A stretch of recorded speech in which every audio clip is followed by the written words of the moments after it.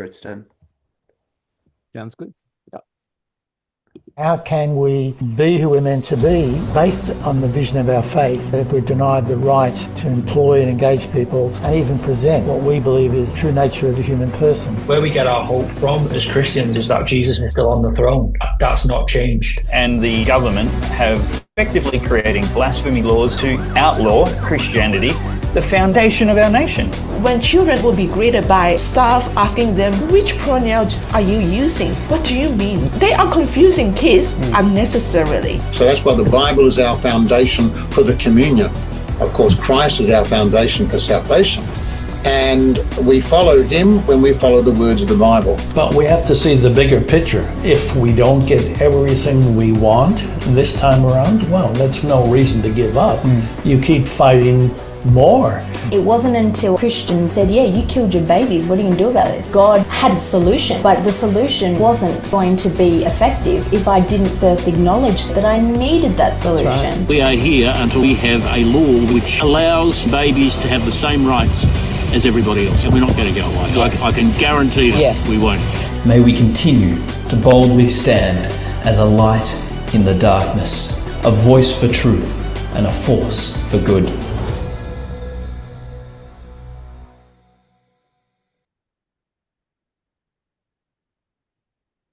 Hello, everyone, and welcome to a live episode of the Here I Stand podcast, a podcast produced by the Young Conservatives for Christ, also known as the YCFC. This podcast is available on YouTube, Apple Podcasts, and Spotify.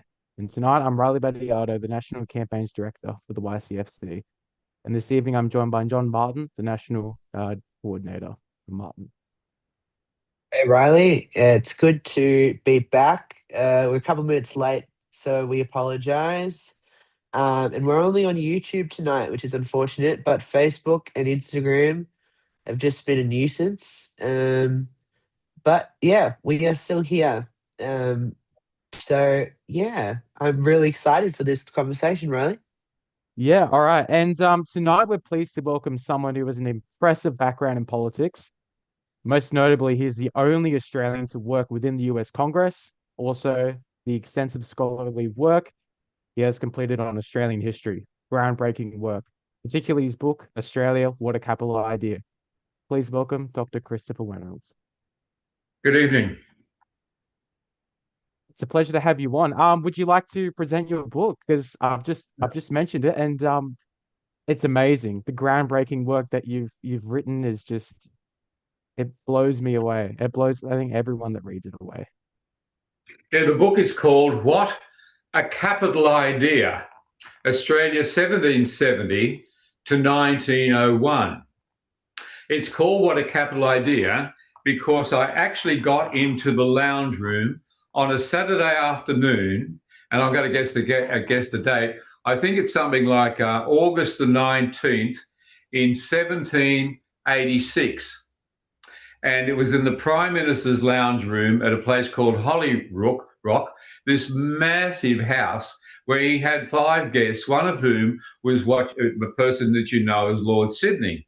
Anyway, their job was to respond to the British East India Company directors who were very upset because the French were thinking of coming down and causing a lot of trouble and trying to set up competition with the Dutch and the English East India companies. So they contacted the Prime Minister and said, because they were the biggest company in the world, even bigger than BHP, if you can imagine, huge, mega money and ships.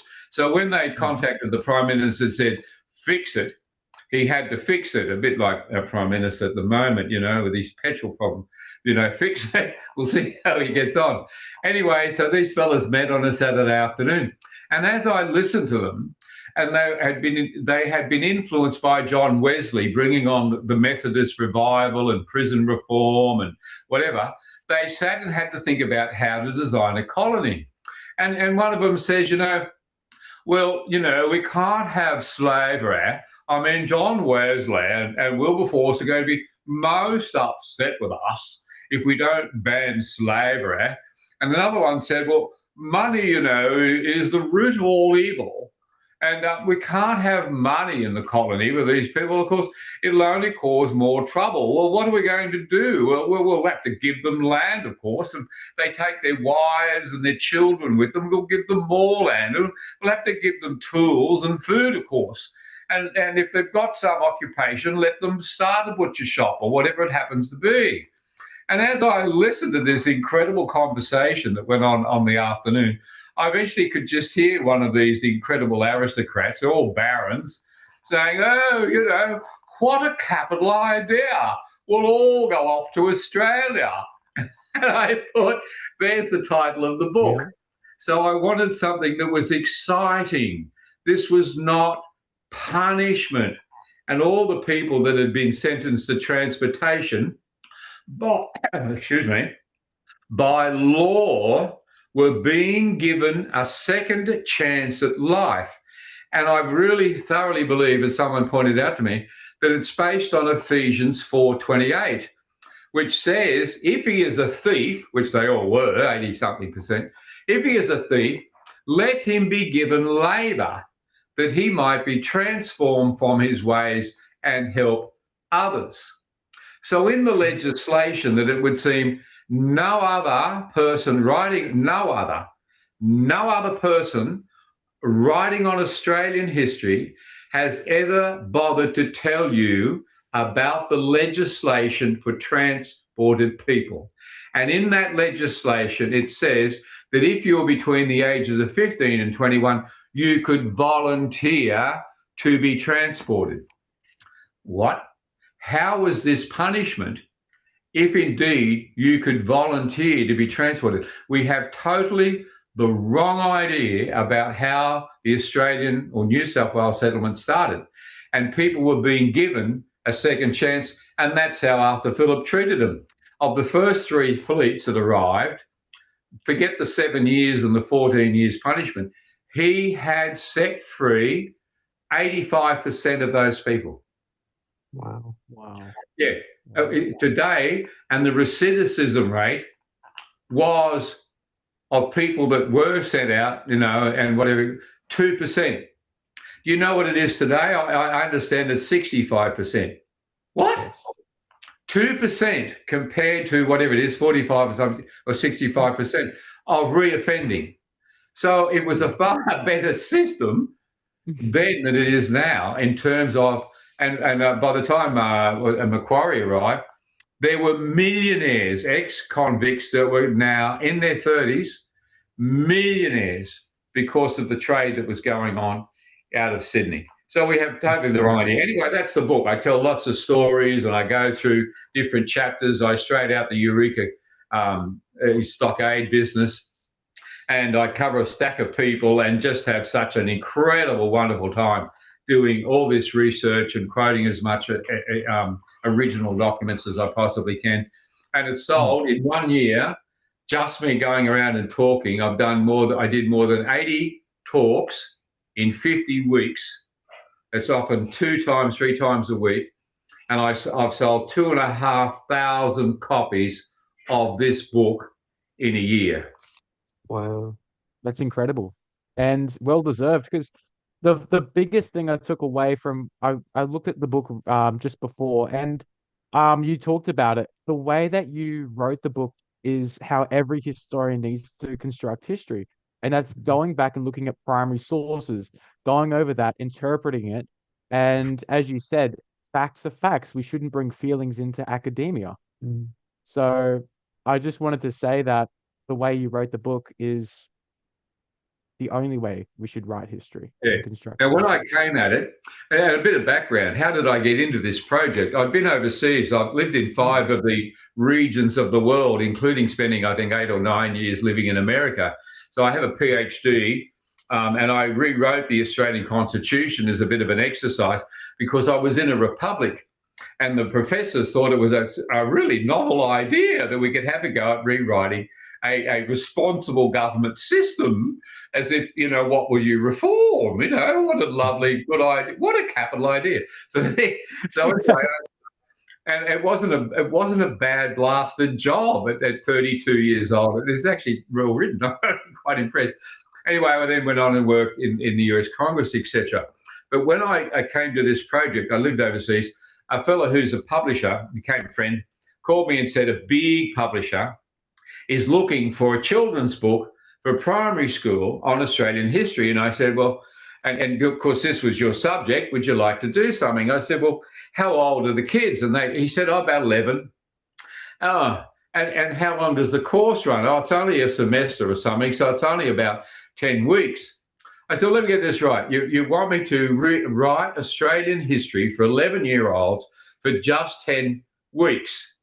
I said, but this is impossible. I mean, what is it going to be, a wacky warriors sort of a thing? I mean, how on earth can you do this? Anyway, I'll think about it, and we'll do maybe a comedy. But I said, it's been a while since I did the research. Let me get back into the research, and I'll get back to you. You see, when I did the Australian history and did my PhD, I was 32. But then I went on to Washington and spent 4 to 5 years working in Washington and honed my skills. I got those prominent jobs in Washington, not because I was rich or an aristocrat, but on the basis of the quality of my work. Because I was in my 30s, I was already too old just to be told what to do. So I wasn't going to get a job just by I was married, I was foreign, but I did good work. And I rose up through the system. Instead of taking 5 years to rise to a position on a committee, it took me 5 months. And several things I wrote became White House policy. Now, in all of that, I'm saying that because now when I come at Australian history, I thought, what's going to make my work different? I can see all the rubbish that's written as I look at the books on my floor, but what's going to make my work different? 3 things. Firstly, the first thing was integrity. I have 5 really good degrees. I have studied with some of the best minds of more than 100 years. When I say a person is worth their PhD, it's my signature that says that they are, not the university. So integrity. And it's very important that what I write is factual. No opinions. If I've got an opinion, I'll put it in brackets. The second thing that's important was to chase the money trail. Nothing happens in politics, as one of my professors said to me, that in politics that doesn't involve money. If you're going to look at the Australian Constitution, go and find the money. And I did, and it was there. So chase the money trail and all the things. The third thing comes from my theological training with my degree out of Melbourne University. And it's a German phrase, which you fellas should know, called Sitz in Leben, which means situation in life. It doesn't just mean the context. It means the context of the people. Like if you're going to write something on today, the context of what's going on in the world is not just that the Americans put another spacecraft to circle the moon. What's about? It's not just that they're doing something American context. It's our politics as well as this major event that's as significant as the bringing down of the Berlin Wall you are experiencing this month, because it's resetting the political, geographical landscape of both Europe and the Middle East. It's an amazing thing that's taking place. So if you're going to write this week, what is the context and the influence? So the context that sits in Laban, follow the money, and integrity were the 3 fundamentals of me approaching this work. I will tell no lies. I will not use the words perhaps, speculate, it could have been, maybe, my fellow learned or unlearned friends have said, therefore. I wanted to know precisely what happened. So I didn't write the book for you.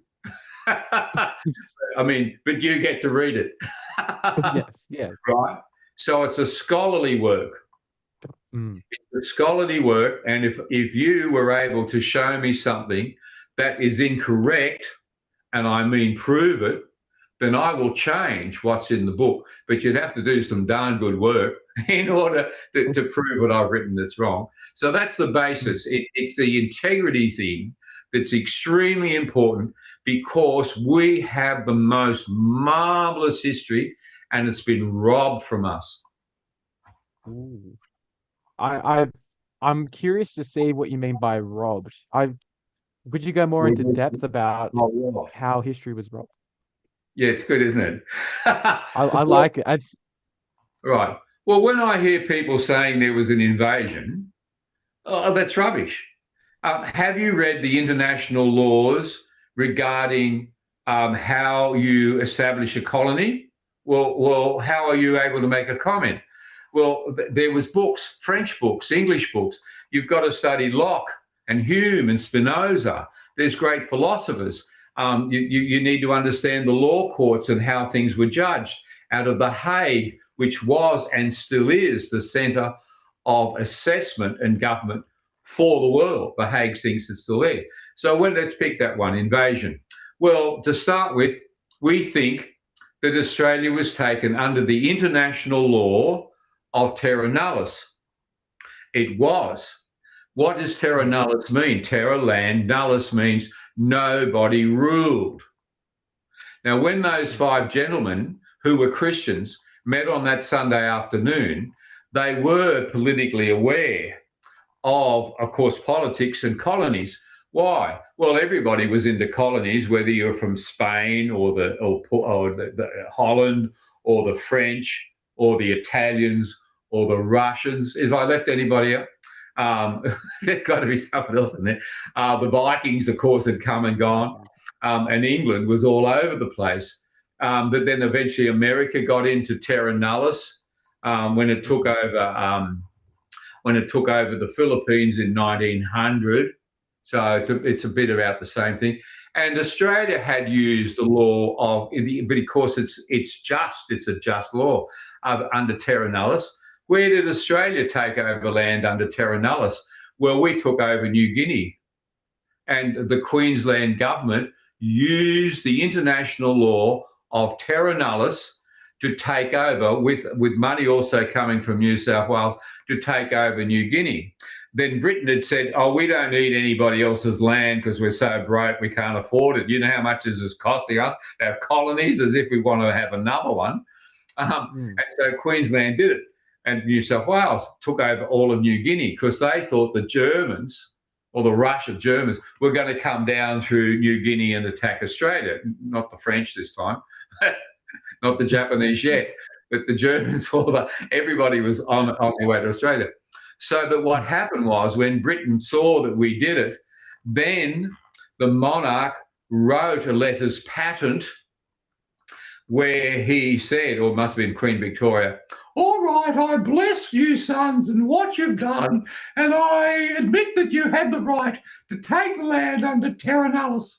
And of course, we took Norfolk Island, Tasmania, which we didn't realise was another island, and a half a dozen others. So we've used it, America used it, find someone that was a power of any sort that didn't. And of course, Africa, everybody was all over Africa and Asia. Yeah. And now, so let's move on a bit. Terra nullius means that the land had no rulers. So when they looked at Australia, with one lot eating another lot, with one lot killing another lot, some tribes were just down to a dozen people. And I was away this last weekend on an island that's just east of Brisbane. Lovely place, a resort, etc. Anyway, yesterday we did the tour, sat in the bus and went around the sandhills, and I love that. I did some reading, of course. But the fellow that couldn't shut up, couldn't stop telling me about how wonderful the sandhills were, said that there were Aborigines on the sandhills, that they eventually moved to an island a little bit south called Stradbroke Island. How many Aborigines were there? 16. 16. There were only 16 people left in that tribe. Why? Because they had, think about it. They're living under trees, starving to death because there literally was no kangaroos to eat. they were dying, and they literally had worms or birds or fish, etc. They were down to 16 people. Was not uncommon. The tribes of the 500 tribes and different languages. Now, these people lived on an island for so 100 years or 1,000 years, and you could 4 kilometres across, and only 4 kilometres of water separated them from the next group of island Aboriginals, and they spoke a different language because they never mixed, right? So there were 500 tribes. There was no king to do a treaty with. You couldn't pay them royalties and say we're moving in. And they only sent 700 people out of the hulks, which were nobody, thieves and kids anyway, and another 700 volunteers. Does anybody like to go to Australia? By the way, we're putting together a regiment. We thought we'd call it the New South Wales Regiment. And these are all the buggers that got into the Rum Rebellion, etc. Oh, shocking individual. But if you got all these Aborigines that wanted to get rid of them, they would have been dead by Saturday. I mean, there was only, there was a small group. You just could have wiped them all out. It did not happen. So with all of this, terra nullius meant nobody ruled. The moment the King, George, signed that letters patent, which I put in the back of my book, that letters patent was read on February the 7th by David Collins in the presence of everybody seated on the ground, and Aborigines were listening as well to the band that played and whatever, of the King. The Attorney General of Australia read the letters patent, the letter from the King declaring that Britain now owned Australia. And we moved to terra regis. The land is owned by the King. But where the King went, the King's law went, the King's protection went, the King's civil service went, the King's order went, the King's equal rights for people went. So the King announced in the letters patent, I'm hereby making all the natives of Australia British subjects equal under the law to everybody else in the empire. What? There was no intent. And he then says to Philip, I want you to take care of my subjects. And that was now it's great, isn't it? That was the commission that each of the governors had. You must take care of my subjects. And so there are cases where I found that Aborigines were suing ships' captains for not paying them. Oh, no, we can't have that. Take the blighter to court and sue the bugger. Get some evidence.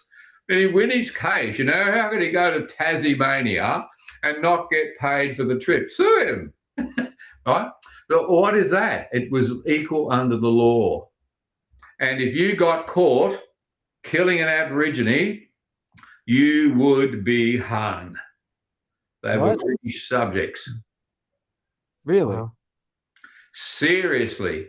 And the story in the book about Tasmania is great. There was a guy, I'm going to get his name wrong, I think it's Darby, and he was the lieutenant governor for Van Diemen's Land. Who then was the governor at the time was Lachlan Macquarie. Now, Lachlan Macquarie had set up schools for the Aborigines. He had gatherings every year and welfare. He even gave a fellow, I'm going to get his name wrong too. It'll come to me. Starts with a B. It's not Benelong, but it's something, Bungaree.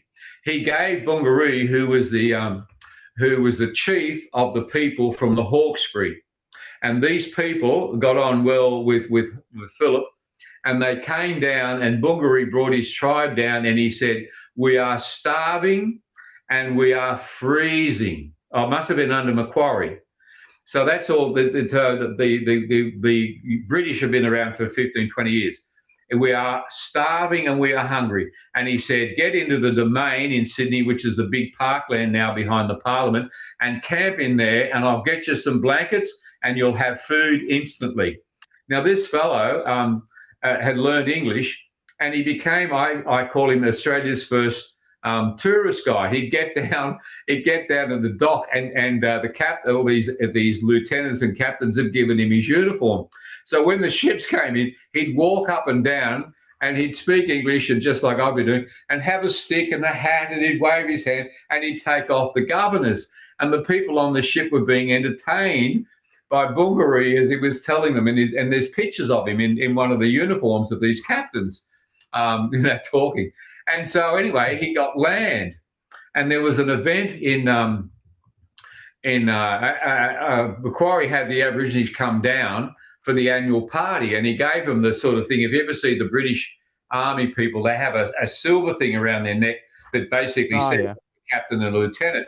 And he gave them to the chiefs of the Aborigines to let them see that they were equal to the lieutenants, etc., in the British redcoats. And it had, I am the chief of this tribe, and he had them given out. Well, anyway, Bungaree had a farm on the Georges River, and Elizabeth says to the governor, "Oh, we must go up and see Bungaree and take him some cows and pigs." And they got on a raft and took all this stuff up. There was not the conflict that you think. So we moved from the King's Land, from Terra Nullius to Terra Regis. And so even today, you have Crown land, and you get to buy land for your house on Crown land. And if the Crown, like the Castle movie shows you, if the Crown wants to put an airport through your backyard, it will, right? Yes. And the Aboriginal people who get native rights are still sitting on Crown land, and they're still judged under the laws of Crown land that they cannot develop it, they cannot sell it, they cannot build on it, and there's a few other laws. So it's basically go and sit on it rights is what it is. You can only go and sit on it rights, and it's still Crown land. So we're still judged under Terra Regis. When we come to the writing of our Constitution, we had an opportunity, but we didn't take it, to become, here we go, fellas, terra populi. Have a go at that piece of Latin. Terra populus.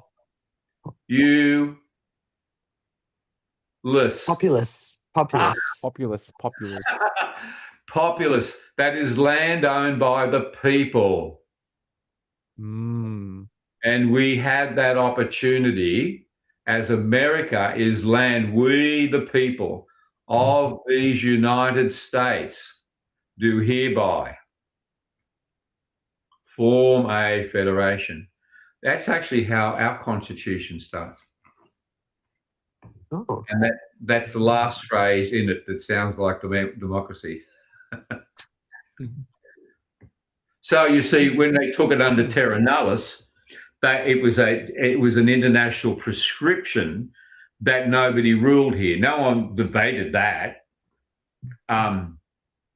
What the king did, and this is even in the Mabo Declaration, they say when Judge Blackstone said, he says, when His Majesty signed the letters patent, Britain or England owned Australia.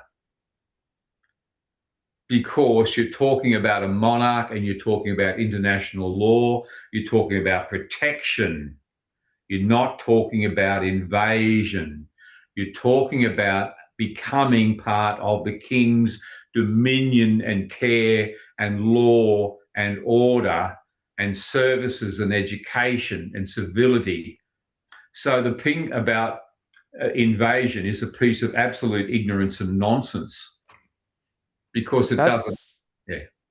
Yeah, that's because, well, I guess it's not orthodox, but the orthodox, what we're taught is the fact that there were bush wars and that there was extreme conflict between.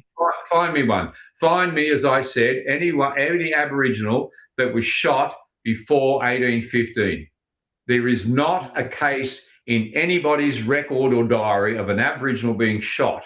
That's government. I can't talk about the pioneer conflicts and what was going on, but word certainly came back, and where there were conflicts, like we're up near Newcastle, Governor Hunter sent up troops to keep everybody under control.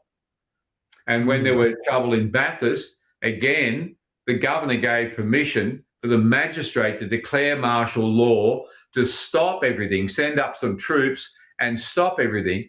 Then I've read a report that people were massacred, and it's an absolute downright lie. It's a lie. What about in Tasmania? Oh, that's a good one. Hang on to that thought. Okay. Nobody was killed. The governors then sent a message that would have been used through translators for the Aborigines that were upset about the settlers to come on down from Sydney. So they had to walk from Bathurst up over that road over the Blue Mountains and come down to Sydney. They were well received. They partied. He looked at them and he gave them this and he gave them that. But you've got to read in the newspaper of those people coming down and how they were not killed, murdered, didn't lose any hands. They weren't in any stocks for the white men they'd been killing. But everything went back to peace without one Aborigine being killed.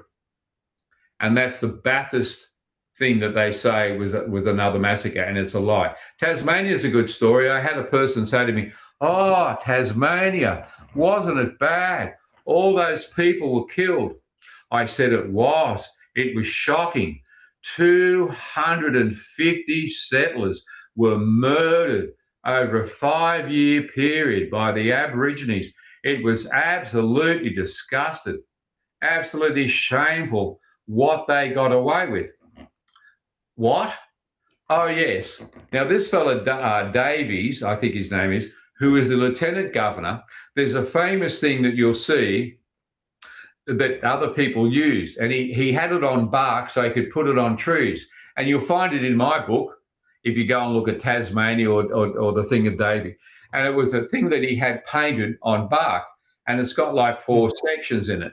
And it has, if the Aborigine kills a white man, you will be hung. And there's the troops with the gun.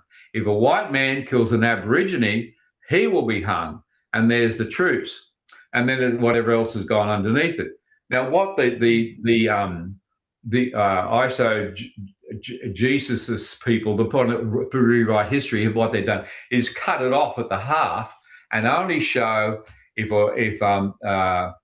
an Aborigine kills a white man, he'll be hung. And they've taken out the other piece if a white man kills an Aborigine because they were subjects. Now, the other bit that's missing with the Tasmania story is there was a guy called Reverend Robinson. And he got, I don't know, ask me how, it's an interesting story, but he got into Tasmania and he convinced the Aborigines that they would be better off on an island just north of Tasmania called Flinders Island, which Flinders went around and whatever.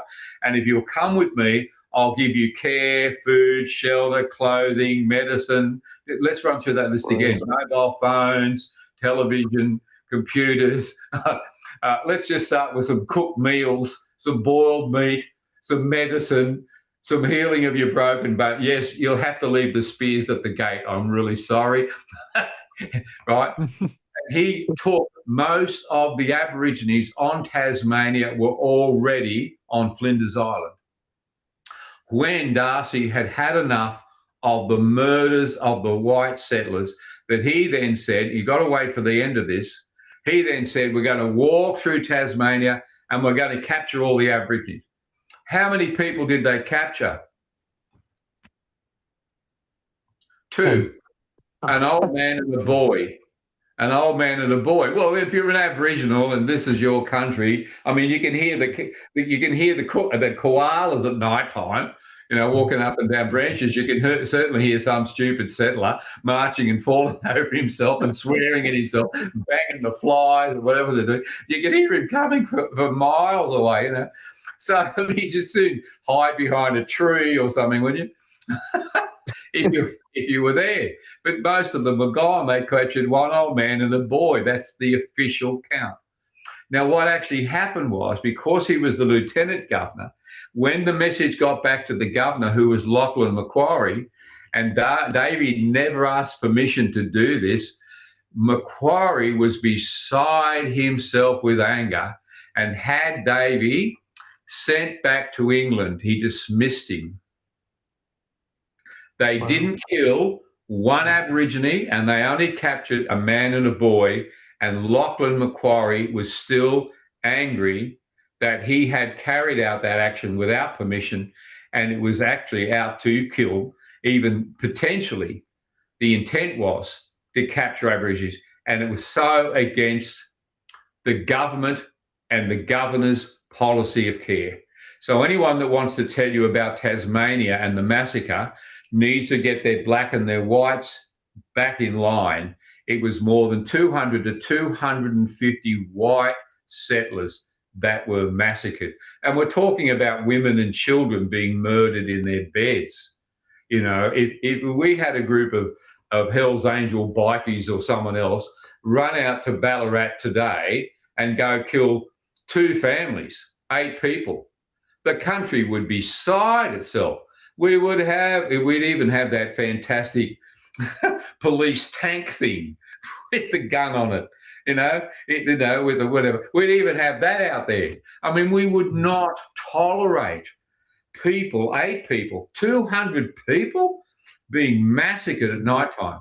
So you don't just walk over that and forget that. That's where the massacre was. Interesting. Wow.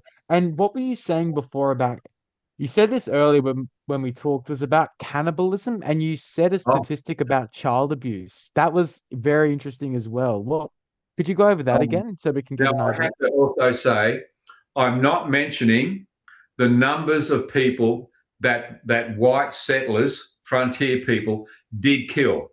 That I will admit that was happening. But the records show that black on black murders across the nation and across 120 years is far outweighs like 50 to 100% more black on black murders than ever white on black. And we need to get those statistics right. Yes, the cannibalism thing is well, I couldn't believe it because I got in a corner. I was just doing history.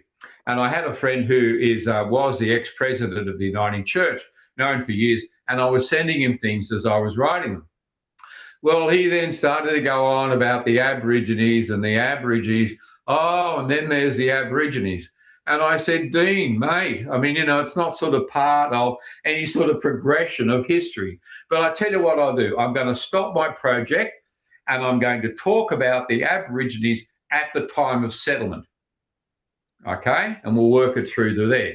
So in the book, I start to talk about the Aborigines and what the word means and what their religion, their pagan religion is, and how they, when they talk about ancestors, what that is. It Taoism? Is it pantheism? I mean, I don't think I put it in the book, but it's definitely a pagan religion where today the whole business of when you're talking about the ancestors, I mean, you're talking about demons. You're talking about, I want to recognize the spirits of the dead. What's that? Mm-hmm. And you are ascribing power to the spirits that you think are dead. Spirits. Mm-hmm. No, I really don't think my Christian values that only has sort of one God, the maker of heaven and earth, not a group of demons who somehow got over killing each other. And is this a male thing or is it a female thing? How did they get over the different languages thing to all become, there's a lot of funny sort of questions that I can't answer. But anyway, all these people in the never somehow are able to combine and create the earth. The moment you say that the spirits created the earth, it is an anti-Christian, Judeo-Christian statement. We believe, and Israel and Muslim too, they also believe in one God, the Creator. So it's a pagan religion, we'd say. Other than that, when I journeyed further on and had a look at the violence and other issues, somehow I saw the word cannibalism, and I thought I better have a look at this. Well, my goodness, as Daisy Bates, who spent 40 years living with the Aborigines in the South Australia and Western Australia, spoke more than 100 languages, Aboriginal languages, 40 years, was a justice of the peace and a protector of Aborigines in her region, who tried to keep the Aborigines pure and keep them away from mixed marriages. She says there is not an Aboriginal language in this nation that doesn't have eating of human flesh. Wow. I know there is not an Aboriginal language that doesn't have a word. And even Captain Cook, who was only here by accident and was trying to get out of the place when he bumped into Australia, was just following the coastline to get to Indonesia to get his boat fixed. He then says, you know, in the back of his diary, he says, they seem such tranquil people. They don't have to worry about going to work or all those things that disturb us, or getting an education, or if their electricity in the mobile phone is going to sort of run out by Friday, or paying their mortgages. Oh, they're such tranquil people. The next sentence says, but if they are the most violent people on earth, and they just have this insatiable hunger and desire for the eating of human flesh. Wow. And that's James Cook, 1770, as a comment. And William Dampier and everybody else that came down the west coast of Australia also talks about the cannibalism. I haven't been able to prove this, I haven't done the research, but a number of people have told me about the pygmy group of Aborigines that used to live on the western part of Australia. And eventually the tall people ate the little people. And so we don't have any pygmies in Australia anymore. And I've only listened to this. I've got no proof. I haven't looked into it. But when I got around to the violence among the black killing of tribal violence was worse in the 19th century than the Nicaraguan drug trade today. And we talk about domestic violence. 1/3 of all Aboriginal women were murdered with their heads bashed in. Children were raped, incest, boys were castrated so that only the elder could mate with all the kids. The word for relation is the word sister, which took in cousins and cousins of all sorts. And so incest is right when you get into it. And it's just, I didn't know what to do with it. And when I got into the cannibalism thing, the studies on Aboriginal cannibalism, and there's even studies that have charts and squares about who you could eat first and who was best. And of course, fat women were going to be eaten by Friday. I mean, if they'd lived that long. And I mean, I just didn't know what to do with this incredible thing where nobody wants to talk about the cannibalism. But you see, Daisy Bates, this is this woman who lived with the Aboriginal, she had a thing of trying to keep the Aboriginal tribes that she knew in South Australia pure, because she could see that the mixing of the bloods was not good for survival. So you've got to have two totems, mum and dads and the tribes or something, like the kangaroo and the waratah. So the child then picks up the two totems. And when he meets, oh, g'day, love, how you going? Would you like to meet after the corroboree sort of thing? Then she had to have two totems as well. Well, what happened if you then went and had a relationship with a white guy? He didn't have any and you only had one. And this wasn't going to work. So if the natives from your tribe found you, they would kill you. They would, because you can't exist. What on earth are you doing to the lineage, the taos of the elders, etc. So Daisy Bates was trying to stop the women. Now, why were the women running down the railway line? Well, let me see, what's for dinner? There's raw rigidity grubs. And then there's leftover food from yesterday that's now gone off. Then I've got the kids and we're sleeping under the lean-to again tonight, I suppose. And I'm freezing to death and whatever else. So the conditions. And she says she could not keep the Aboriginal women away from trying to find a white husband because her chances of living were not good at 30% getting bashed and speared and whatever else. And 30%, I think it's another 30%, of all Aboriginal children had died by the age of 11. 30% of all, just because of the conditions of living. So it was literally survival of the fittest and doing what you were told. So shocking violence inherent in the system. So she then Stacey Bates talks about trying to, so with all the mixed marriages is why we end up with the Aboriginal communities living on the edge of white settlements, which we still sort of have, because they didn't belong to one and they didn't belong to another. Now, I'm not judging this, I'm just observing. So these people become Creole, and the statistics say that 80% of marriages among Creole people were with other Creole people. So they became a Creole race. But it's not uncommon. Singapore's the same. Brazil's gone through the same. The American Negro, you're very pushed to try and find a pure Negro, black, as they say. So it's happened in other places, but it certainly happened with our Aborigines. So by the time we got to 1901, they did a census. New country, we better have a census. It took them a couple of years to write it up because there weren't any typewriters or mobile this or that. So it took them a couple of years, but it gets to the point of the Indigenous people. And the census himself stops to make a comment. It's in the book, where he then says, when it comes to Indigenous people, because they wrote something in the Constitution, you might want to ask me about this, about full-blood Aborigines not being allowed to be in the census. Anyway, we'll go on to that.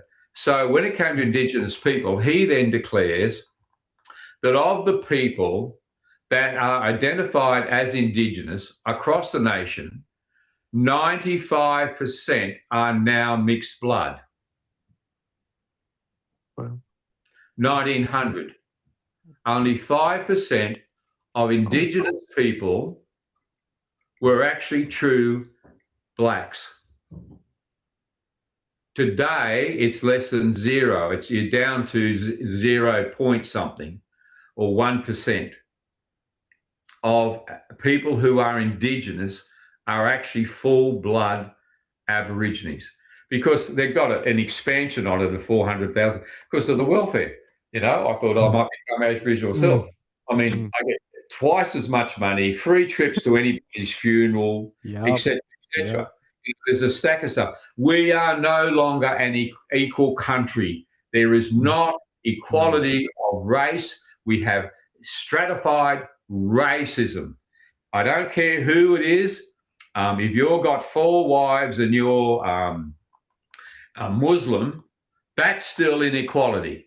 You should not be able to get 4 times the welfare because you've got a system that we have to respect, where the rest of us are allowed the welfare for 1. You know, it gets a bit, I don't like it. If we're going to be an equal country, then let's be equal. Get rid of the racism. I'm up for that. But when I see that we've actually stratified the system and said these people are better off than you know, or what, well, actually what we've got is we've actually said that these people are special needs. And I think that's an insult. Yeah. They're a special needs group that need extra money. Well, okay. And that's what they've been declared as. But if I was in that group, I find it an insult. Yeah. And like what Martin Luther King said, people should be judged on the content of their character, not the color of their skin. The color of your skin should have nothing to do with whether it should determine what your potential is or what you're capable of or where you should stand in life. You know, who cares? I occasionally get this dream at night where I'm being interviewed on 7:30 or some other thing, you know, 60 Minutes, with one of these aggressive women who says to me, it's my dream. He says to me, but you sound like you're a racist. And I kick back and say, excuse me, I'll have you know I'm Catholic. And she looks at me and says, how's that? I said, well, you obviously haven't been to any Catholic church recently. I mean, the whole world is sitting there. You know, I mean, literally, the whole world is in your Catholic. You cannot be Catholic and racist. It's impossible. You wouldn't be sitting there, you know, excuse me, I'm not racist, I'm Catholic. But did you know, Dr. Chris, we're oppressing everyone. We're the oppressors. The Christians are the oppressors. We're taking down all of the other peoples. We're the ones who are determining morality, and we're oppressing people, keeping people down. Mm. Is there? Oh. And I couldn't hear you terribly well, John. Ask me again. Oh, I was just saying the hypocrisy. People are like, "Oh, Christians are the oppressors. We're the ones that are dictating morality." But when you look at the way what you've described the Aborigines used to be before Christianity came to Australia, you've got the cannibalism, you've got the fighting of the different tribes, you've got all sorts of stuff, and yeah. It was a primitive society. You're talking about a Stone Age society. Says Gary Johns, who was the Minister for Aboriginal Affairs. He's got this big, incredible book that I had to read on a plane from Vietnam to Australia without any TV. But that's the only way I think I could have got through it. Oh, it was that or nothing. But in that, he just says they were a Stone Age people, and you've got to get your head around that. You know, they were called the most primitive people. In that letter's patent, when it was drawn up for the king to read and sign, it had the word for the Aborigines, savages. And the king crosses out the word and he writes natives. Now, I'm a native Australian. There's no offence in being a native Australian, right? And so the king himself saw his people not as savages, but others would have. But but the moment people who were of Aboriginal descent or Aboriginals got the opportunity for language, education, healthcare, job opportunity, they progressed. And yes, it was racism that slowed them, that kept them back. But I've just written up Tom Wills, the cricketer. And Tom Wills' family had a bit of money, mega money they'd made. And the grandfather was a convict. And he and another fellow, Riley, got into trade and made some money and bought some ships. And then both of them died in the same year. And the wives took it up and incredibly increased it all. Anyway, Tom is the grandchild. Well, there's money there, so they're going to send him off to get an education, aren't we? You know, and they sent him off to the rugby school in England. You know? And of course, they have this thing about sports, and Tom just picked up the bat of the ball, and he was just unnatural. Well, he becomes Australia's greatest cricketer. I mean, he what did he get? 6 out for 26 runs was just typical. The whole team was gone with 26 runs with this guy, you know, phenomenal. Well, his family, a bit of a story here. Dad's had enough of him playing cricket. He's going to toe the line. Dad's a fundamentalist Christian of some sort. And he's had enough of his son being in sports. They didn't like the sports. So you're going to toe the line. I've bought some land in Queensland. Why? 100 square miles. Why? And we're taking all this cattle, 5,000 sheep. There's money in the family. And they went up to Queensland, 200 miles in from Rockhampton, which is, they're in the outback. Anyway, they're there, and Tom gets sent back to pick up the rest of the supplies, which they left halfway along. Well, while he's gone, and then Dad spoke several Aboriginal languages. He'd had a station in Victoria, but this was shareholders, big venture, big money stuff. And anyway, talked to this local group of Aborigines and got on well and said you can camp anywhere. Well, that afternoon, Tom was sent, and the Aborigines massacred all 18 people. When Tom got back, the bodies have been dead for so many days. There's spears in the children and the women. The flies are all over the dead bodies. He never got over it. Anyway, the police was called, and the native police came in and they hunted them down. They found the people who did it. So there's no record of how many people were in this tribe that got killed, about 30 or something, but I couldn't find a statistic. But Tom then, the family comes up, they ran the farm. It's not for Tom. He goes back to Victoria. Well, a year or two later, he gets asked if he'd come out and have a look at a group of Aborigines that are playing cricket on a station. Well, he goes out. He gets them in the good nick, and he forms the Aboriginal cricket team. And he quietly goes and books the Melbourne cricket ground without the directors knowing, and it's in the book, because he'd represented Victoria against New South Wales every year and beat them. So anyway, he knew what to do and what date. So when the directors find out that the Aborigines are going to play, they have a fit. They can't have this Aboriginal team beating the MCG club. So they load it with the best players they can find, or anybody's club, to come down and play on this particular day on Boxing Day. So that the teams are stacked. Well, 10,000 people show up to watch the Aborigines play cricket. They lost against these superheroes, but the crowd couldn't believe what a good show they put on. 10,000 people. And what Tom did to distill racism was just something that the newspapers had to write up, and said, but your family got massacred. And he then says, well, that was an event up there, but it doesn't mean that all Aborigines are the same and should be treated the same. And that's in the newspapers. So that was a major event. They just needed the opportunities, is what it is. And many Aborigines, of course, when they want the opportunities, have taken them up, do exceptionally well. There's no reason to think that they're any different from everybody else. Here's another little statistic. Is it something like 85% of all Aborigines are Christians? Wow. Yeah, I know. Awesome. Never gets talked about.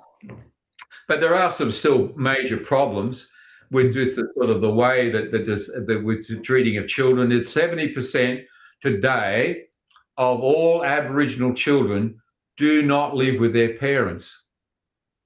Oh. And there are more children under social welfare care today than what is referred to, though it's false, the stolen generation.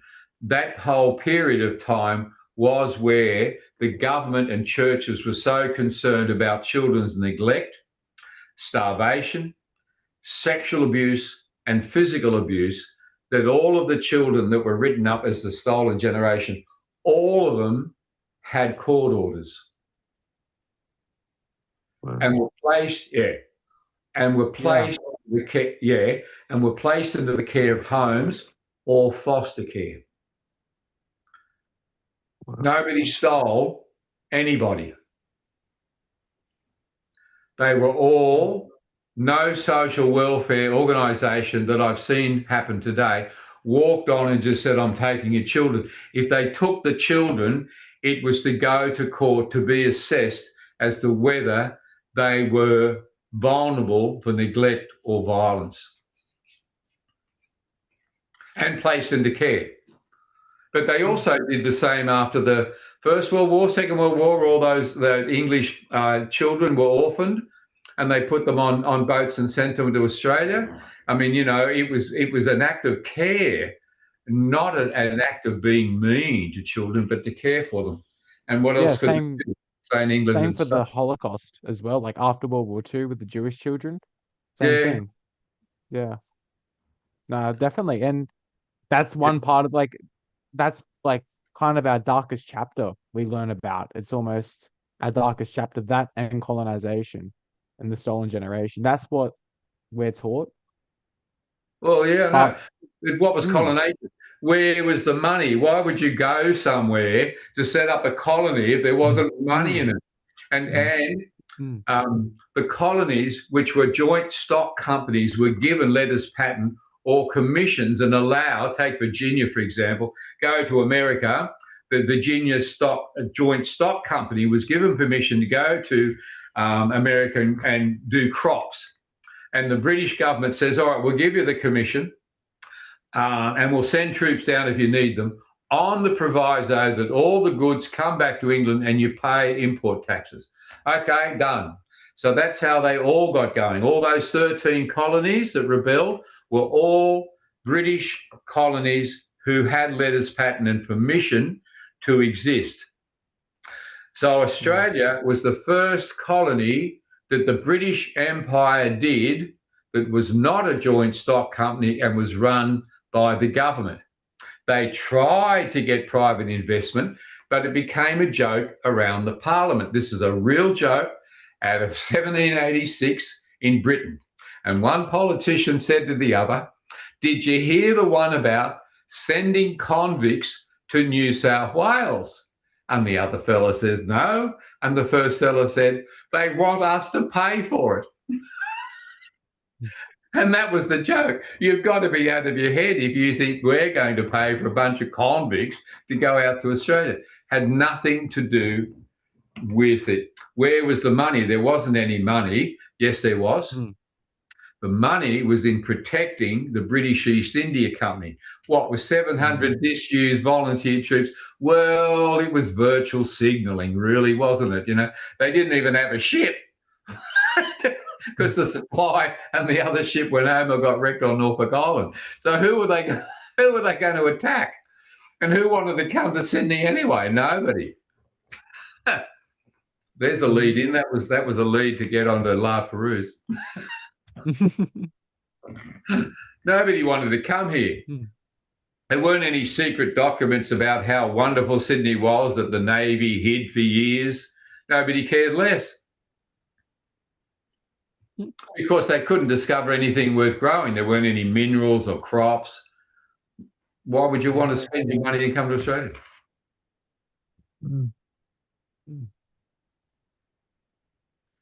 Interesting. Yeah. Constitutions is a good one, fellas, or La Perouse. Pick one. Constitution. I think John was talking about that. Yeah. Yeah. What about English Clark? Who is this English Clark that?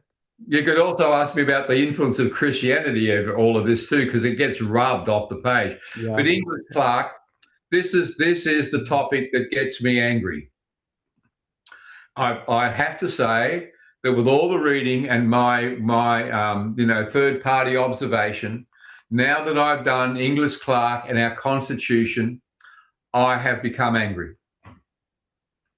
And the reason is that since about 1850s or the 60s, Earl Grey had been trying to, who was the minister for, he was the Prime Minister once, trying to get the Australian colonies to join and federate or amalgamate, because he was sick to death of receiving the letters from all the 6 colonies whinging about the other colonies, who were all busy trading with each other and all had different investments, etc.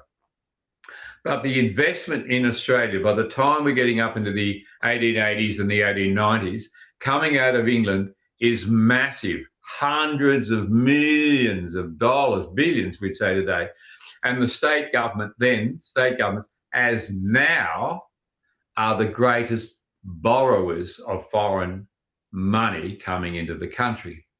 So the banks, this is what they're not going to tell you, the banks in England, there was a Barings Bank collapsed. It couldn't meet its obligations.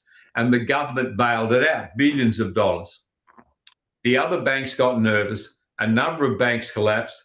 And the banks that survived wanted their Australian billions of dollars back.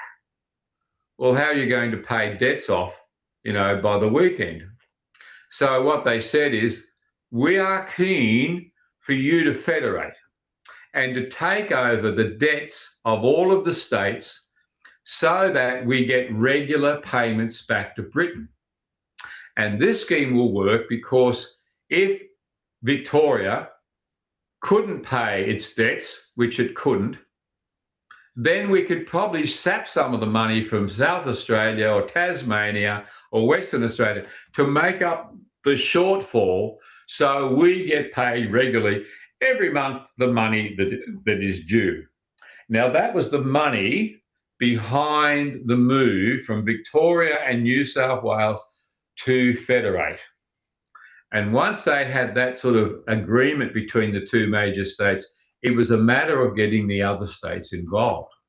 But there was a fellow from Tasmania that had been talking to American whaling ship people for a number of years, and he had fallen in love with, fixated with the American system of government and its constitution and the way it worked. So he was a Jefferson fan. He knew the Constitution. The Civil War had just ended, and the national government wanted to take more power away from the state governments. He was aware of all of this. So anyway, along came a convention. We'll have to have a constitutional convention there, George. Griffiths from Samuel, isn't it? From Queensland. We'll get everybody together. We'll have this little convention. Oh, Parks, of course, will be there. You know, he likes to rave on, doesn't read, you know. But we'll get him along. He's always a good talk. And we'll have this thing, 42 people. Out of the 42 people that attended the conference in Sydney, only 2 were native Australians. The rest were British. Well, of course, you know, we're here to protect British investments. Eh? What? So this was the convention. Well, the convention was there. I love this story. You know, oh, well, how are you, George? You know, a bit of while. This should be a lot of fun, you know. We're going to be here for a month. I don't know what we're going to do, you know. How long is it to morning tea, did you say? Anyway, oh, there's Frank. How are you, Frank? You know, how's that little settlement of yours? What did you call it? Oh, Adelaide. Yes. Anyway, you know, won't be long. Well, while they're nutting out what they didn't know, and none of them, maybe one, had even read the American Constitution. They're going to have a convention for a month to design a constitution for Australia, and none of them had read the American Constitution. What system of government did we have? We had a thing called responsible government. We had sort of matured past representative government, and now we had responsible government. This is where the Parliament holds hands with the Governor-General, and we'll all talk and listen to each other. Now, this had been going on with the colonies. And then the Governor-General communicates with the King. So if something's happening that the King doesn't like, he's got 2 years to veto anything that's going on down there that really shouldn't be going on down there. Stop that. Anyway, this is responsible government. Everybody's responsible to everybody else. It seemed to be working out all right. Well, if you were the King, it seemed to be okay, I suppose. Anyway, along comes this guy called Inglis Clark. Now, Inglis had to go off to a meeting to defend the Tasmanian government in England. And on his way back, he stopped in Boston and talked to, I think it's William Holmes, I forgot his name. And this guy was the Supreme Court judge, and into the Constitution, he spoke to a number of people, and he got on the boat and he writes a constitution for Australia. He arrives just before the Sydney Convention, if not the day before. He walks in and there's Frank and George talking about morning tea. And while they're talking, he opens his satchel, and in front of him slaps down 96 clauses for the Constitution. He'd written it. And they're looking at it, they can't believe he's written it. I mean, they can't even understand it, but they're in shock. And while they're in shock, he says, have you thought about a name? A name? Well, you're forming a country, a federation. You're going to push it through the British Parliament. What about a name? He said, what about the Commonwealth of Australia?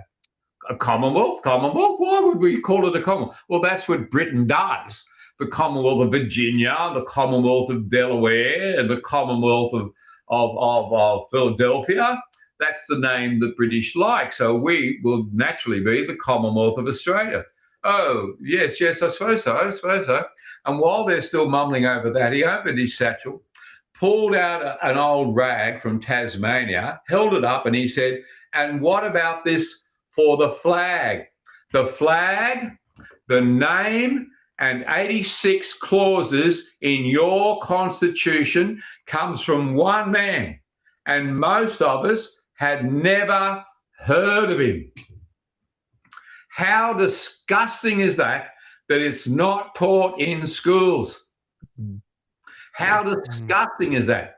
What's worse, I think, in our Constitution, after they doctored it and mixed it and messed with it and tried to then make parliamentary supremacy, and they moved it up in front of the executive office and even wanted to have the Supreme Court, the High Court of Australia, under the jurisdiction of the parliament. Don't you worry about that. We'll write the laws and look after the parliament. That's how much control they were giving the parliament. And in our constitution, there is no such position as a prime minister. It is constitutionally illegal. There is no mention in our constitution of a cabinet. There is no mention in our constitution of a party. Yet these three elements run our country, and they are constitutionally illegitimate. And we say, well, how did we do this? Well, after they had the party and we formed the constitution, and we had one of the representatives of the monarch come out, Duke, after the party and after the after party, and they all got together in Melbourne and said, what are we going to do? They went for convention. Well, it's just not cricket, old boy. I mean, we haven't read this thing. I mean, what are we going to do? You have a speaker. You give power to your executive officer. The Governor General is going to run the government. Oh, no, well, we can't have that. And they went back to Westminster conventional, responsible government. And so, apart from those few words in the front of our Constitution, English Clerk fought and managed to get due process. That is, that if I got the term right, it applies to the High Court's ability to assess whether the legislation passed by our federal government is constitutionally correct. But they wanted to take that out. And the other thing he got was trial by jury, and they wanted to take that out. So there's two other things about rights that are there for the people that are hidden.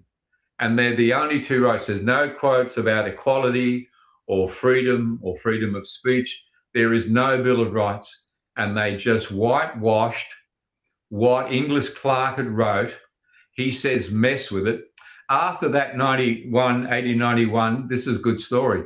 After that little convention, then the fellow from Queensland, Samuel Griffiths, had a few fellas, why don't you come up and sit on my boat? I've sailed down from Queensland. We'll all get on the Hawkesbury River and we'll have a bit of a chat. They did not invite English Clerk over the Easter weekend while he sat in a hotel in Sydney. And these 7 or 8, 9 men were on the boat to go over English Clerk's document to see what they could move around and give themselves power.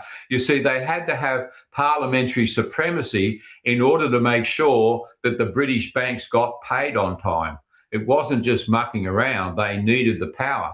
Anyway, the research that I've done says that they had a party and they got drunk on the boat.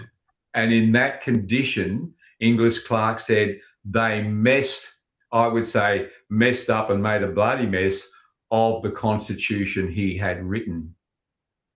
And he continued to write letters and try to lobby these people. But it got to the point they so messed with the principles of the separation of power, with human rights, with the rights and the power of the states, with the rights of the citizens of this country. They so took them out of the document that English Clerk, when it came to vote in Tasmania for the Constitution to form Australia, with 86 of the clauses were his, he didn't vote yes for his own Constitution because we got ripped off. The Constitution that we voted for, that he wrote, is not the government you've got. We have replaced the king on the throne with the king in the parliament, where the Prime Minister can tell his cabinet what he wants, who tells the party what it wants, that goes to the parliament and tells them what they want. who then, on Thursday nights, over red wine, tells the Governor-General just to sign it. And the King has nothing to do with it, and the Governor-General doesn't run the government. And we have replaced the King on the throne with the King in the Parliament. He's on a plane, he's going to the UN, and he decides, could have been she, of course, he decides that everybody under 16 can't have the internet. Well, I said so. And then he decides on another flight, he's off to the UN, and he decides he is going to support the creation of a Palestinian state. So Australia now supports at the UN the creation of a Palestinian state. Well, I think if you have a look at Donald Trump's plans, he's creating a Riviera. Are you keeping up with the news? You know, I mean, it's just, but it's not what's going on. It's the fact that that power exists. So after the Bondi massacres, how many thousands, hundreds of thousands of people signed petitions to get our leader, for one, I don't want to say king or prime minister, to actually say, we want a royal commission. Not do anything about getting rid of the people or restricting Islam or the mosque, nothing like that, just a royal commission. And it took that many votes for him to say, all right, you can have your royal commission. And you see, because he just said no. So we have a problem. And so I think we need, it seems to me, if we're going to see where do these values come from? When you're talking equality, you're talking Christianity. When you're talking fairness in the court to be judged by your peers, you're talking Christianity. When you're talking freedom of religion, respect of people, it's Christianity. When you're talking care and hospitals and services, you're talking Christianity. Care for human life is a Christian value. It is. The Aborigines had no sense of value in anything, and human life was the prominent example. And the thing that turned the Aborigines around was when Arthur Phillip said to Bennelong, you're not to go and kill the man that speared me, even though I nearly died. I forgive him. And that concept of forgiveness instead of murder was so radical to Bennelong that within 2 months later, he brought his tribe, in to live in the Sydney colony. And sometime later, he then organised for Arthur Phillip to become an elder in his tribe. He had a ceremony, and Phillip was given the name Wallawari. And Phillip, as an elder, was therefore responsible for the welfare of his local tribe as well as the white person tribe. There was no invasion. Arthur Phillip was an Aboriginal elder. So these values, these Christian fundamental values that are expressed in the American Constitution, we don't have. Maybe it's time we had another look at progressing from terra regis to terra populi and give ourselves some fundamental Christian values within our form of government. Mm. Yeah, that's a really good challenge, fellas, out there. Yeah, I think we're going to need a revival if we want to get to that point. I'm curious what Inglis Clark's vision of Australia would be based on his version of the Constitution compared to the one we have now, because to me, his version of what I've heard you speak about before, his version sounds more like republic or I'm not sure what sort of role the king and the monarchy would play in that. Yes, I'm a member of the Australian Monarchists Association. I appreciate our 1,000-year history, British history. You know, the greatest empire, the civil society, the law, the justice, the Christianity, the fundamental. Now, I'm not anti-monarch at all, but when it comes to our particular government, where we have created, you see, there were clauses when Clark wrote the Constitution. The Governor General had power to run the government. as the US president runs the government. All right, he has secretaries of state and they're in charge of different departments. We don't. We have ministers who are mates of the Prime Minister, who the Prime Minister tells the Governor General, these are my boys and they're going to run the departments. And they don't know anything about defence or AI. How do you spell that? Or agriculture or what? They just get the job because they're moving up the ranks. I mean, how do you rank this stuff? They're government departments. Oh, looking after local government is the lowest on the rank. Is that why they're so bad? Anyway, so they have their own ranking system. When English Clark wrote it, it was listening. Now, we already had a system where the governor of the colonies had advisors. And in New South Wales, it was the Legislative Council. What people voted for was the Legislative Assembly. So right back from the time of Lachlan Macquarie, after him Brisbane, I think, they had, or certainly since 1840, a council that would advise the governor.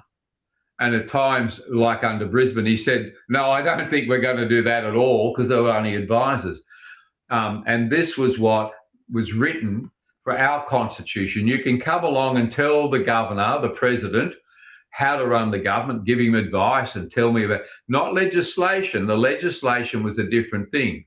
So he would consider it, say yes, and it went to the king, who was really governing the country, to look over what was actually happening. In Britain, of course, the Prime Minister comes in every week with his red box, and the monarch opens it and sees what's going on, and he talks to the Prime Minister. Bit difficult if you're on the other side of the earth, so we had a problem. So the government was run by the governor, or the Governor General ran the government. So then you had a parliament that wrote the legislature, debated over things and came up. What we ended up with, the moment they changed clauses and they moved it around, so clause 9 and 8 or 9, in Clark's constitution, which was under the executive office, and it's called that, the executive, same as the US document, was moved behind the parliament. They then added clauses to say, not advice, you will follow, you will be obedient to, you can only act on. So what they did was they cut him off at the knees. So he no longer runs the government. And the ministers don't run the government. Who does? Bureaucrats. The bureaucrats. And then my last chapter of the book, last pages, I think I took 3 pages to rubbish the bureaucrats. And I said to myself, now this is opinion. I think you're getting carried away. So I think I reduced it to half a page, but I still gave the buggers a serve, because that's why when you get a change of government, nothing seems to change. So in Queensland last year, we had a change of government. I talked to the incoming president, incoming governor, Premier, David Christofouli, and we agreed that we needed to do something about education and how I ought to be the consultant to tell the education people how to fix it. Yeah. And he said, you can be in charge. I said, that's great, mate. Here's my phone number. This is true. I said, if I've got some witnesses, I've got a photo. And I'm still waiting for the phone to ring. Why? Because the moment he got in, the bureaucrat said, oh, no, Minister, we can't be doing that. And they said, Minister, if you do something and raise this issue like most of your people want about abortion, oh, Minister, we're going to have trouble. And the first thing out of Christofouli's mouth was, we are putting a moratorium on discussions about abortion. I don't care that last year 382 children survived abortions in Queensland, and we murdered them and we just let them die. I don't want you to tell me that again. The bureaucrat said we've got to keep murdering children like that. Yeah. This is a fact. Yeah. And those children. Now, the next question is, what did you doctors really do with those bodies? Are you selling kidneys, eyeballs? Are you taking fluid out of backs? There is nothing that tells me what is really going on. Why are we murdering? Oh, well, a woman's got to have a right. Well, you've got a brain, you've got 3 months. Where does responsibility for life? You are a mother and you are given a natural responsibility to care, like the kookaburras in my sky, like the wallabies with joeys in their pouch. It is a natural responsibility. We will give you, I don't know, I'm not in politics, how many months do you need to make up your mind? But somewhere you can't have the right to the day before abortion to be pulling legs and arms off the unborn. Yeah. So this is an issue. I haven't put this in the book, but it's those rights to life. Where is the fundamental right to life?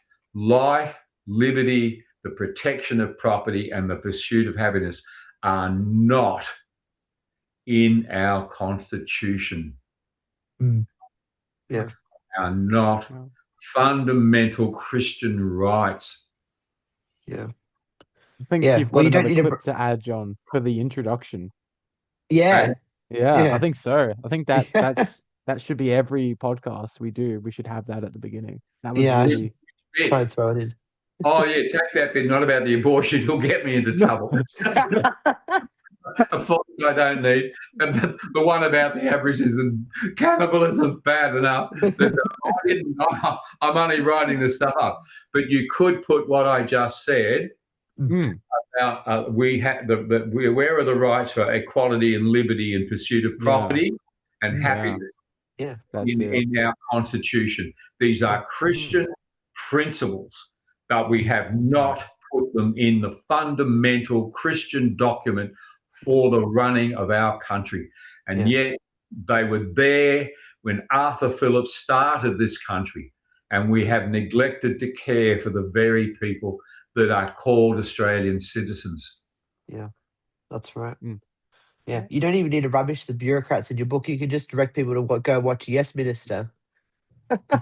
What did you say?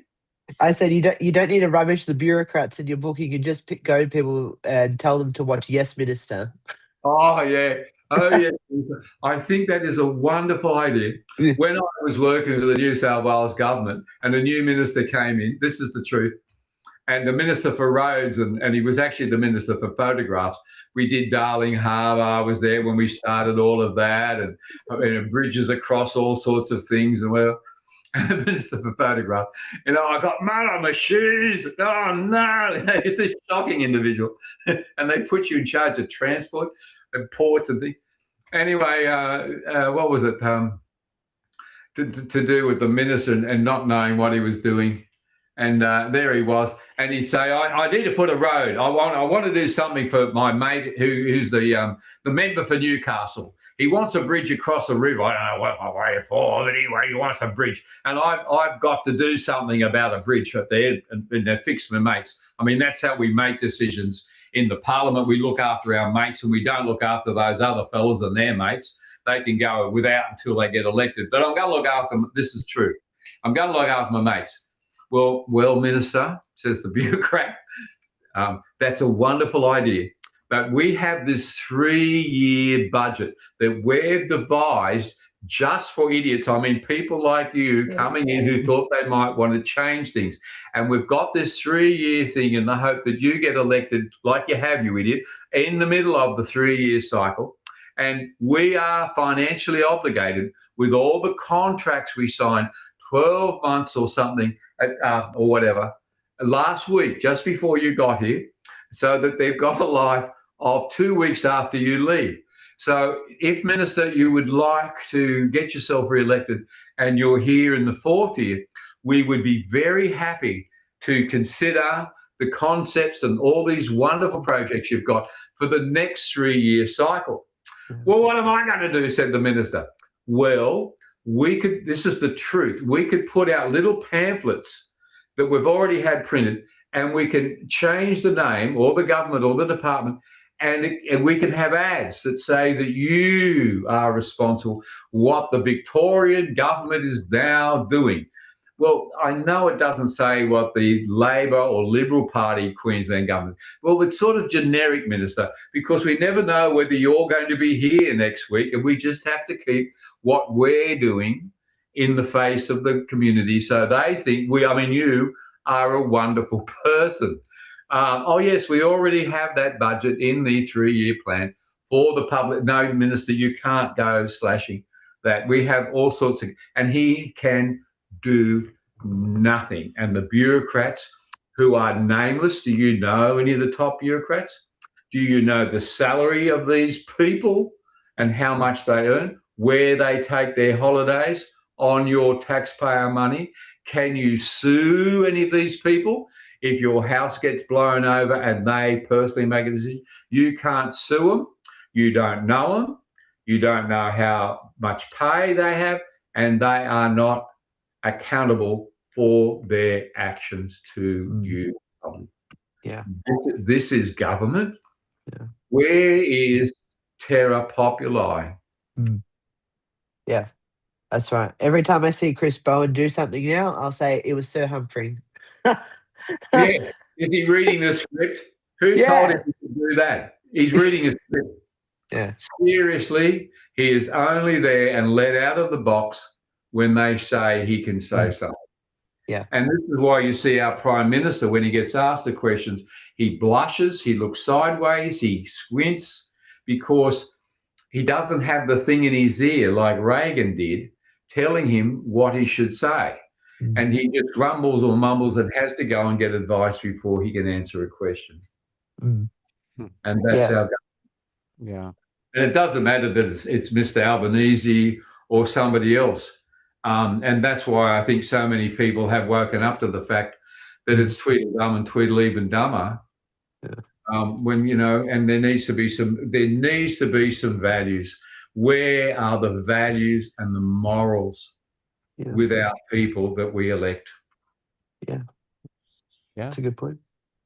Good point. Yeah. Where is the faith? Here's a big one for you, fellas. Somebody had said to me, this fellow, he's from Sri Lanka on this island, well spoken. He said, would you say that you are a conservative? Because I've only been here 4 months and I'm still trying to work it out. Would you say you're conservative? And I thought, well, there's lots of things that need to be conserved. Good people respect in our country need to be conserved. But I would say I'm more of a progressive, and you've got to watch that word. What was it that made Lachlan Macquarie get the title of being the father of the nation? Because he brought in the Scottish concept of prosperity, of progress. The population increased 300%. Can you imagine our 26 million growing up to 75 million in 10 years? 75 million? We can't conceive that. How could he have so many people move into the country? Because they were prosperous and they were progressive. They were building things. He brought in our own currency. He brought in a bank. He brought in shipping insurance, 200 buildings, hundreds of churches, social care, education, welfare, healthcare. The country was progressing. What are we doing now, gentlemen? We maintain. We spend more than 1/3 of our budget on welfare, not on prosperity or growth. The government whinges every time they've got to build a road or a bridge or do something. Or we got to have a railway line or water can we bring it down? What about something to do with the dams? And you hear the whinging of anything to do. I am looking for leadership. I am looking as a Christian for vision, and I am looking for hope and prosperity and a future, Australia's future, that I can get excited about. Yeah. Yeah. Where is our leaders? Where is our vision? Bought out by the bureaucrats. Yeah. Oh, yeah, you fellas have got a problem. I'm not claiming any responsibility. No, you can see with me writing this book, I'm doing more than taking responsibility. I am out to correct our past and push us towards reclaiming the values that made for a great country. As a Christian. Yeah. And that's important because there's a lot of conservatives that have good intentions in trying to bring back our country to what it once was, but they try and leave out Christianity when they're trying to do it. They try and talk about good morals, but they'll leave out Christianity. They'll try and talk about justice and equality and freedom and that sort of thing, but they'll try and leave out Christianity when they do it. It's impossible. Say that again about they do what? They leave? I'm saying that a lot of conservatives, they want to go back to what we used to be, but they want to leave Christianity out of it. They want to talk about justice or fairness or equality, but they want to leave Christianity out of it. Well, that's insane. I mean, this is a Christian country. Where do you think the laws come? The moment you say equality, that's a Christian value of respect of human life. The moment you say we have healthcare or education or even care for people in prison, that level of care is a Christian value of saying life is precious. In the beginning, God created the heavens and the earth. What's the next clause? And then he made man. I mean, after we do the lights and the darkness, you've got the first thing is in God makes man in his image. You are valuable.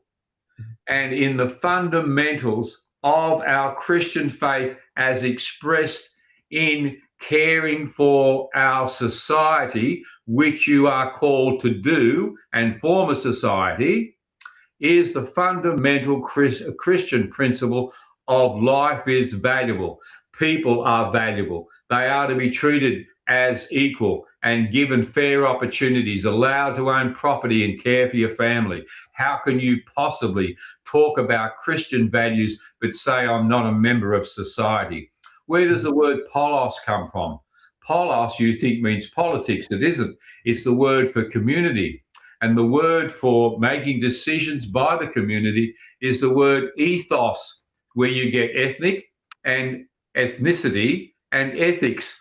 So the process of making decisions or the polos is called ethics. Politicians, in representing the polos, are supposed to be doing ethics, and that is assessing the values, expressing the values of the polos or the community. But politics, we are as Christians called to care and participate in our society. We as Christians have come up with a system of government to do that. We separate the powers between the legislature, the judiciary, and the executive to create checks and balances to ensure that we don't have the tyranny we thought of the king, but these days it's the tyranny of the parliament. But the citizen is constantly having to say, where are my rights against the tyranny that is possible? It's only the media that keeps our king in check. It's only social media that's come along that actually he says, all right, you can have a royal commission. It's not the system, but you are called to care for your brother in society. You have a basic responsibility, which is responding to those around you. You have responsibility first to your family, your children, wife, whatever, and your family, and then your neighbor. Who is my neighbor but my brother and sister? We are called to be the good Samaritans. The Bible, Jesus' story, are filled with it. How can you say, I want to be a monk and I want to hide and just go to church on Sundays? Where's Jesus? Yeah. Where was Jesus? He was in the streets. He was in the pubs. When they said he was hanging around with publicans and sinners, I often thought, oh, he got on so well with the people that own pubs, the publicans. No, that's the people who were drinking, leaning on the bar. You've got to get a sense of where he was. There was a prostitute cleaning his feet, and the people drinking wine said, "What's going on?" This wasn't. You've got to get the scene that Jesus was out with people, caring for people, and making a lot of religious statements against those who created laws that were hurting people. And you come to Wesley and Wilberforce and slavery and reforming the prisons and getting involved in politics. Why do we still have this lingering thing where Parliament opens with saying the Lord's Prayer? Our Father who art in heaven, please bless this mob as they try to delineate or discuss the issues that are before us. And please, Father, keep the arguments down. That isn't, why aren't we praying that we get so much people that are against our country? It's just unbelievable. I don't know, but I feel I've missed my calling. But again, I was in politics in America and Australia, and it just goes on from one argument to the next. You get over one hurdle, you pass some legislation, with some of the things you see on the wall behind me here. Achievements in that, and the next week, another fight starts on something else. So then, what I learned. See, Pauline Hanson's a senator because she called me and asked me to run with her, and I said, no, I don't want to be in the House. I know how to be a senator, and I talked her into becoming a senator. That's why she's a senator, right? But I tried to tell her that you don't actually need to be sitting in the backbenches. You gentlemen can form not just a lobby group, but you pick your issues and you pick your members and you pick how to persuade those people to become, as it were, your representative on the floor and in the party room. So you pick the party. I did this, I've done it a number of times. I worked with BHP to put an extra deck on the Sydney Harbour Bridge. And they employed me, paid me big money. And I had in the newspaper 4 out of 7 days a week, ran articles that I managed for 6 months. Think about that. Wow. 4 days a week, an article on the Sydney Harbour Tunnel for more than 6 months. And eventually what happens, and it was all to do, as an outside lobbyist, I put pressure on the New South Wales government. I stopped them making a decision in 2 weeks. I had them arguing within a matter of 4 weeks. They stopped the whole project within 6 weeks and then had to relook at it. The company, Transfield and Gumi got really angry because they'd already paid the minister $1 million bribe, and I was there around and working for him when he took the bribe. And so Kumagai Gumi, of Transfield, contacted BHP and said, we know what you are doing. We know about Reynolds. We know how and where he goes. We're following him.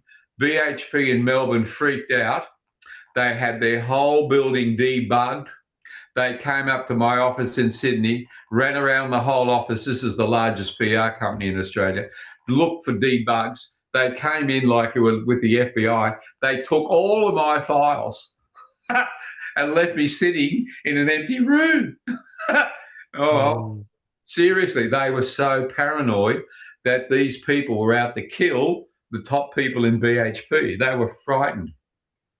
Anyway, I sat there for a month and twiddled my fingers and a pen and looked out the window. And then I got a call from the head of BHP. I forget his name. And he said, Chris, it's now come to my attention what you were doing and all this debugging thing and stuff. He said, he talked to me a bit about the chances and did it have this? And would the deck work? And, it was all made out of steel, so BHP wanted the extra deck on the roof. Anyway, he said, well, give it another go, mate. See how you get on. You got my permission to whack something else in the newspaper. Oh, well, thanks, Mr. Webster. Such and such. So I got my mate from next door, who we always like to have a bit of a wine over lunch in the Chinese restaurant. We did come back a little tipsy, but that was the sort of style of PR. We could have been on the Lucinda and wrote the legislation for a constitution, but it wasn't that afternoon. Anyway, Jeff and I wrote something up for the newspaper, and it was, it was well done. It was sort of classy, punchy. Front page, the Sydney Morning Herald, coloured photographs. Well, that was kicking it along. And while I'm reading the newspaper, then I got a call from the Italians from Transfield. This is the mafia? Seriously. When the Pope arrived in Australia, he waved everybody hello at the airport, didn't go to the Parliament. He got his limousine and went out to the two Transfield brothers at Penrith in 40-degree heat, because they actually made a contribution to him being the Pope. That's how powerful these two guys were. So on the phone is one of these Transfield mafia guys. Now, Dr. Chris, why are you causing me so much trouble? Why not you just go away and leave me to do my tunnel with these Japanese people? It's beyond my comprehension as to why you've got to run these awful stories about me and my brother, and how much money we're going to rip off from the government, and how the contract is tied in for 50 years, and it will be paid regardless of any cars that are on the bridge. We will, why do you rub my nose in this? Seriously, right? And I said to Mr. Transfield, I think you need to have a chat to Mr. BHP. And why don't you two guys work it out? This actually did happen. So Mr. Transfield, Mr. Webster, I am very pleased to make this a phone call. So they did have a chat, and they decided that they would let the tunnel go through in Sydney and not do extra decks, that they would buy the steel for the tunnel of another branch of BHP, so it wasn't really missing out on much, and they would go joint partners on a Sydney to Melbourne fast track railway system. So everything went ahead, and they all going to do the fast track to Melbourne, which they should have done. But as you know, it fell through and they never did it. But I think they were both involved in the railway that went from Darwin to Alice Springs. So maybe they made their money out of there instead. But anyway, that's just a story of how you can be a Christian and find the right people to be lobbying on behalf of the private sector. So I got a bit off the track, but to say, yes, it is possible, and yes, I've done it before. But it's a matter of getting organised. You need to understand what the issues are and where the voting community is. But they do this in America, and they will contact the various senators and congressmen who are vulnerable, and they will educate that community on this particular person and his values, and he will get elected or not. So we need to be more, what's the word? Sophisticated, far more sophisticated in how we run our campaigns as Christians. I'll teach you if you like. I'll show you how to do it. I'll show you a man or woman, a president in the United States. What is it, $200 million that it takes? But they all follow the same strategy. And I've taught it in university for years, and that's what I did with BHP.